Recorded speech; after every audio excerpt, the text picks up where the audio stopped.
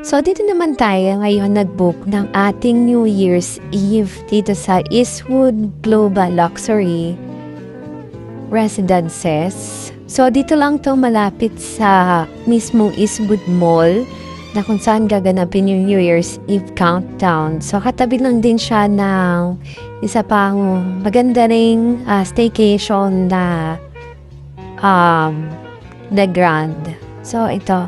Ang ganda din ng unit niya. Nasa 20th floor. And yan, mabilis yung mga elevator. And ayan, meron na siyang kasamang toiletries, towel. And etong ating hygiene kit na may toothbrush, toothpaste, and soap. So, ayan, meron din siyang free steepers na pwede niyong magamit. So, actually, pupunta ka na lang talaga. Kompleto na rin siya. At ito yung nagustuhan ko din dito sa place na to. Napaka-aesthetic niya and talagang malinis, mabango yung unit and cozy as well as aesthetic. So, ayan, ang ganda ng mga furniture ng owner. So, ayan, overlooking siya dito sa 20th floor dun sa mga ibang building ng Eastwood. So, ito, ang ganda na itong place na to. Madaming mga lighting. Yan, very relaxing yung ambience. And very aesthetic. Tapos, kompleto na rin yung dining set nila dito. Pati yung mga lutuan. Yan, pwede kayong magluto. Then, itong kanilang sopa is nagiging bed siya and malambot din siya. Cozy, as well as itong kanilang bed. So, ayan. Sobrang lamig din ng aircon na adjustable naman at your liking. So, ayan. Very aesthetic yung room. And, upon request, pwede kayong maglagay din dito now. Or mag-add ng additional packs hanggang 4 packs siya. Tapos, ayan, merong extra mattress doon. Then, dito meron din siyang mga hanger. Yan, na pwede niyong paglagyan ng inyong clothes. Then, mga damit.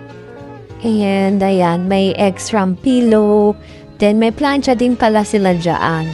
So, pwede rin kayong mag-press ng inyong mga damit just in case na meron kayong mga event or may pupuntahan pa kayong ibang lugar. Then, ito yung sanilang CR. Kompleto na rin. Madaming tissue and yan, kompleto na yung kanilang shampoo and mga soap.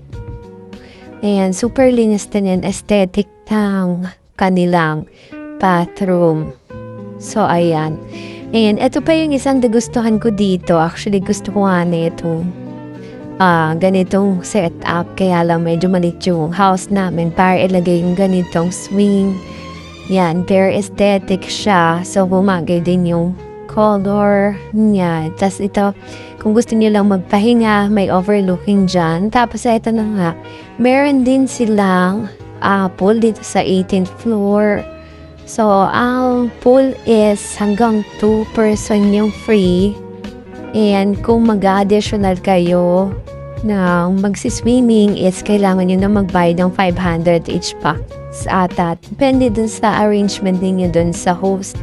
So, ayan, ang ganda ng pool. Hindi ganun kalalim etong area na to. Tapos may kiddie pool din dun sa may gilid.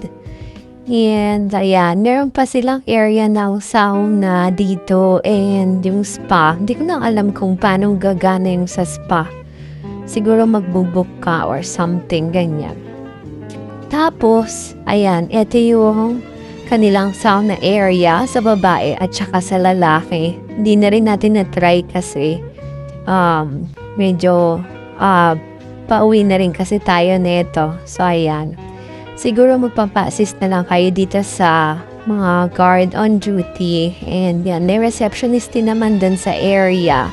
Ang ganda rin pala ng reception area nila na kung saan pwede kayong maghintay habang nag-aantay kayo ng open ng inyong unit or unit na nabook.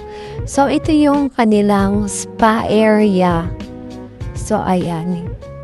Tapos, ito yung isang pool dun sa gilid. Mahaba pa yan na pwede sa kids. So, ayan. That time, since January 1 to, kami pa lang yung nagsiswimming dito sa solo yung area. So, ang ganda ng hulap dito, yung langit. Yan, kaya na medyo mahalimlim at foggy that time. So, ayan, try nyo na.